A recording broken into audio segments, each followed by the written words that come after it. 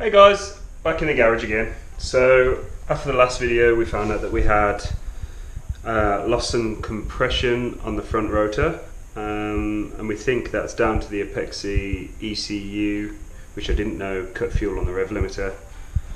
And to be honest, my engine's been low compression for a while. I did do a compression test a little while ago, which I didn't put on the channel. Mostly because of how embarrassing it was. It was like high fives all across each face. So at that point I thought, it's going to go at some point, let's go and give it some hammering and wait till it does, and it has. So we had to make a couple of decisions. I've got rid of the Apex. I'm going for ADVOCULT M2000 ECU. So we've got to create an entirely new engine loom. Now this car's a 94, so the wiring is more than 20 years old, and it's a bit tired in places. So that'll give us help towards any doubt that the wiring might be causing it, because it has been the front rotor both times. So I am curious to see if there's anything wrong with the wiring for the injectors on the front half of the engine. If there's not, then I'm just going to put it down to the ECU and me doing what you shouldn't be doing on an Apex. So what's the plan? I've had a little look, and because I was torn between the M2000 and the plug and play ADVOCULT. Now if I go plug and play, it'll be really easy. I can just rebuild the engine, refresh my engine loom, the engine harness, everything else I'll plug back in, and it'll work and everything will be awesome. But I'm not going to do that. I'm gonna, if you look at my engine bay, it's quite busy. So we've got all the solenoids here for the radiators.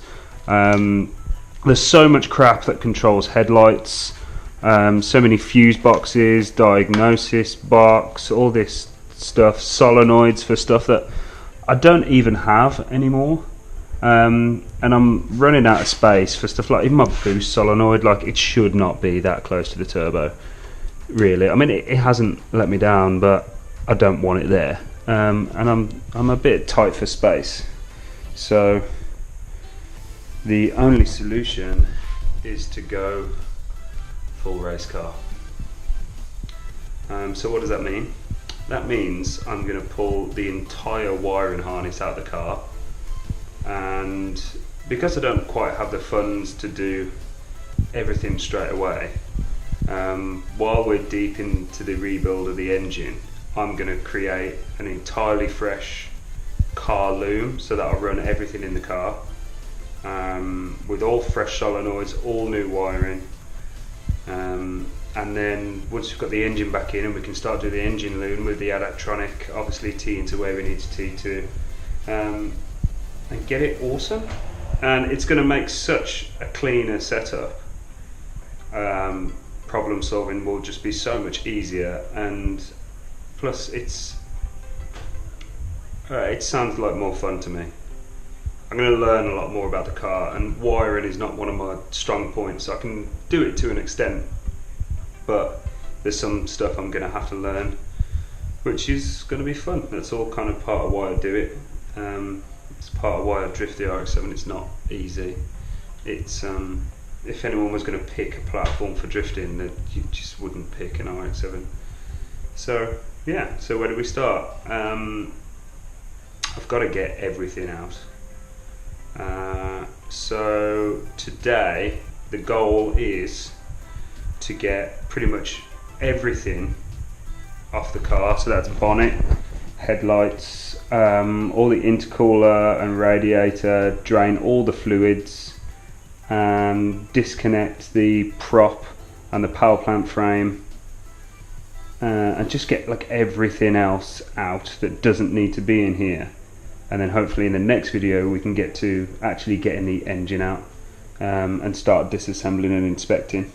So it's going to be a tricky one because I'm trying to watch the Formula 1 at the same time. But yeah, let's start stripping it down.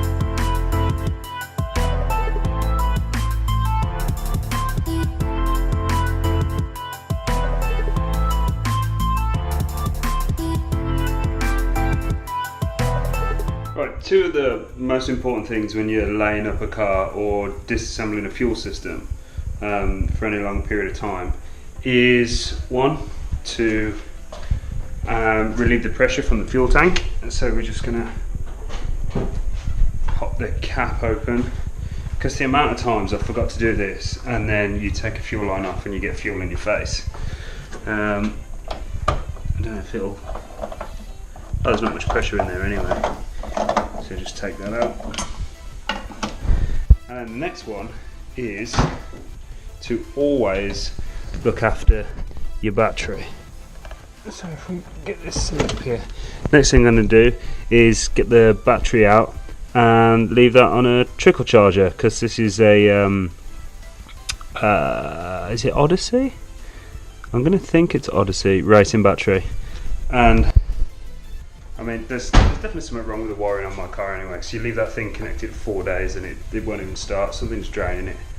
So we're going to get that out next and put it on trickle charge.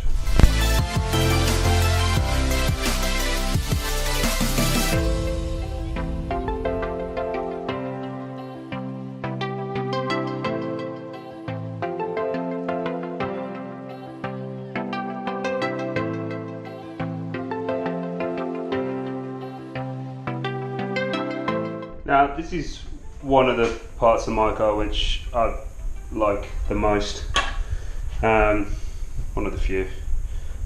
This V-mount setup. Now this is originally an Apexi GT intercooler, I think, and it's designed to be a front mount. This connection has been moved, so is this one. It's been rotated and it's been made into a V-mount. Now this intercooler is awesome balls. Like, it's so thick and it brings my intake temps down once I'm moving enormously. Now a lot of people in the RX7 scene, they'll go and pay like 1200 quid or like 800 quid for a V-mount setup, and this entire setup, that's an eBay radiator, and again it's nice and thick. I've had these radiators on the 4 previous RX7s I've had, and I've never really had cooling problems. The only problems I do have is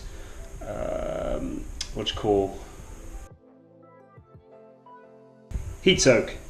Now because I haven't got very good ducting on this one, you do get a bit of heat soak from the radiator up into the intercooler, so I need to do something with venting the bonnet. But this whole setup, the intercooler cost me about 100 quid second hand. The radiator was about 80 something quid off eBay, and then the rest is just homemade. So it's so easy to make yourself a decent V-mount kit and not pay like crazy money. I'm sure some of the kits out there are amazing and they fit incredible, but it's so easy to do yourself, and I think it's so much more rewarding. But this is held on literally with a bracket onto the front slam panel. And then I had a bit of aluminium welded onto the radiator, and it just bolts onto the back, so that holds it up. The radiator is held in solid, and then this holds the front of it up, and it's so easy to do. But yeah, let's get that off and make a bit more space.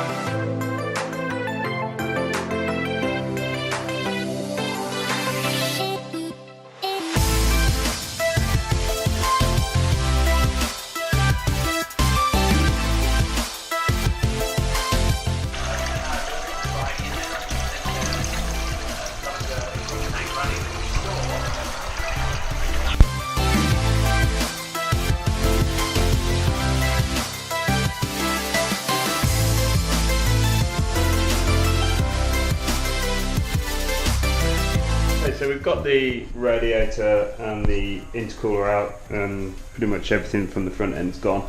So this is the point where we need to make a few decisions with getting the engine out. Now I've done it different ways before: engine with gearbox, engine without gearbox.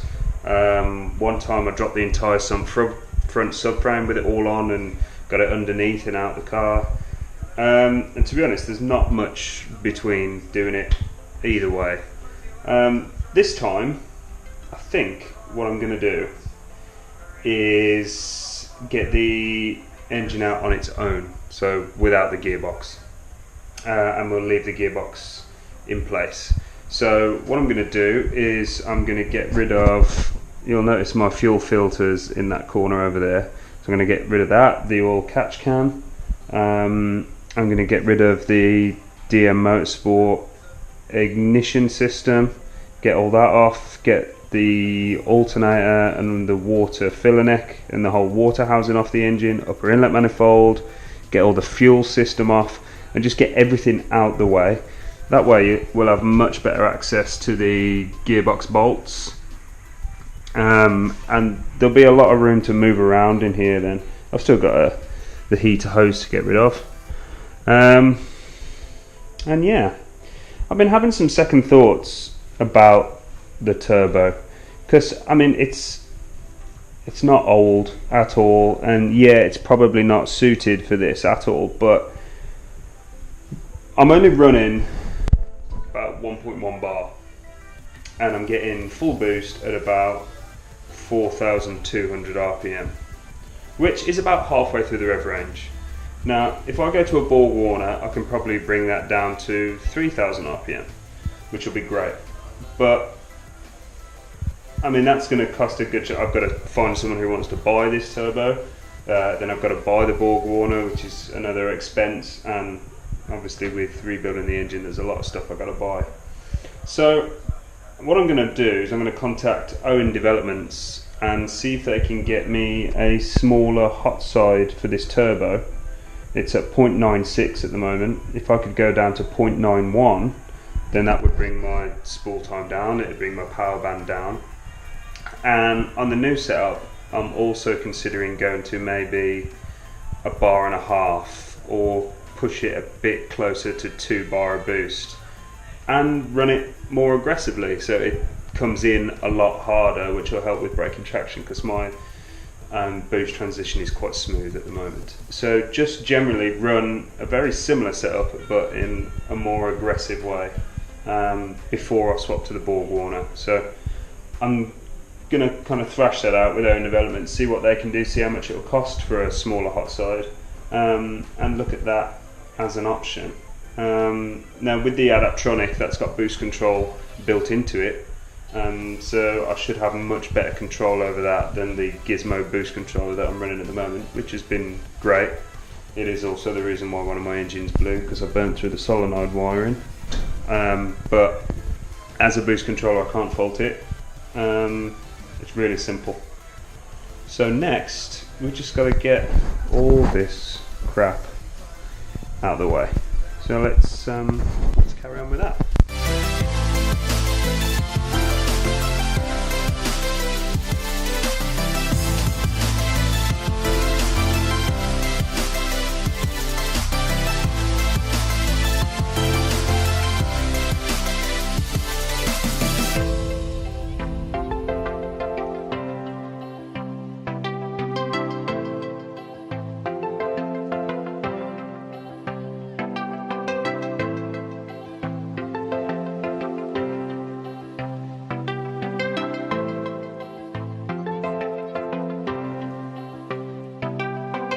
The upper inlet manifold off now, and in here you'll notice, compared to a twin turbo car, there is next to nothing in here. I went through this loom a good few years ago and got rid of everything that I didn't need, basically, because I've got no solenoids controlling the twin turbo setup or anything.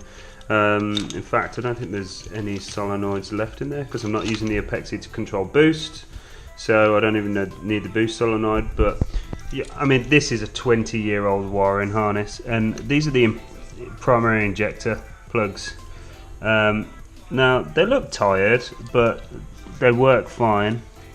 This was one of my concerns, that maybe in amongst here there was a dead wire somewhere. I don't even know how well you can see that, but they look okay. Obviously the secondary injector plugs have been rewired because I've gone to the 1650s, so they are absolutely fine. But this loom has been tied for a while. Like, this is my coolant temp sensor plug. It's got nothing on it. It was held on with a cable tie, which sounds sketchy as hell, but it never came off. And yeah, this is something I'm looking forward to getting rid of. I mean, look at this. That's not fabulous at all. I don't even know what that sensor is. I know it goes to this here. Oh, that's the knock sensor, which is junk anyway. Complete waste of time. So yeah, I'm looking forward to getting rid of this because it's old. It's a potential letdown in the setup. And it'll be good to get rid of it, to be honest. Even though it's massively simplified. Now I'm going to have to keep some of these plugs. I might as well reuse what's good when it comes to rewiring in the Adaptronic. But yeah, so what we're going to do next is get this fuel filter, and this is where my ignition used to sit before I had the amazing AEM smart coils, which you can get from DM Motorsport. So this has got to go, get the fuel filter out, and then we'll have a bit more space.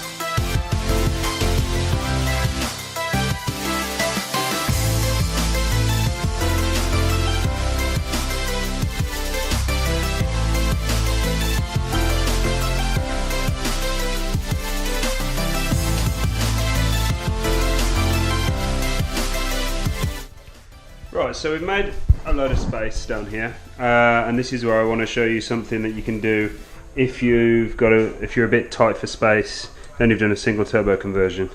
Now at the moment I've still got the heater in the car. I don't know if I'm going to get rid of that when we go full race mode, but normally this outlet here comes down along here underneath the steering column and around the back, and it can be quite difficult where trying to squeeze your single turbo in.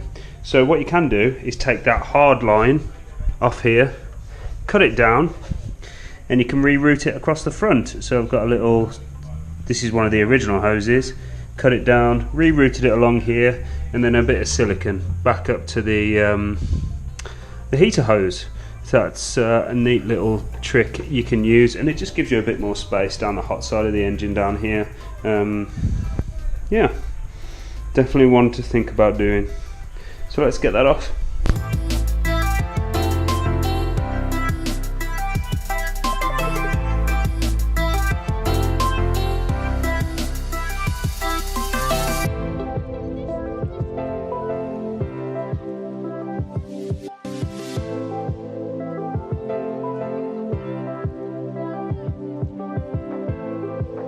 Okay, so Rich is here. Hi Rich. Hi Rich. Everyone, if you like this video, Rich has got to keep his RX7 because he's thinking of selling it and he's a wanker. So where are we? I didn't film much because the battery on the GoPro is going, but basically unplugged all the wiring loom. Because I'm building a new loom, I just did a snip to the gearbox. Not sure if that's going to come back and haunt me. You shouldn't do that if you want to keep your wiring loom. That's a bad idea. Never do that. And yet unplugged the blue and the white plug through here, and then pulled the engine harness through. That I'm only keeping that just to save some of the plugs because the rest of it's junk.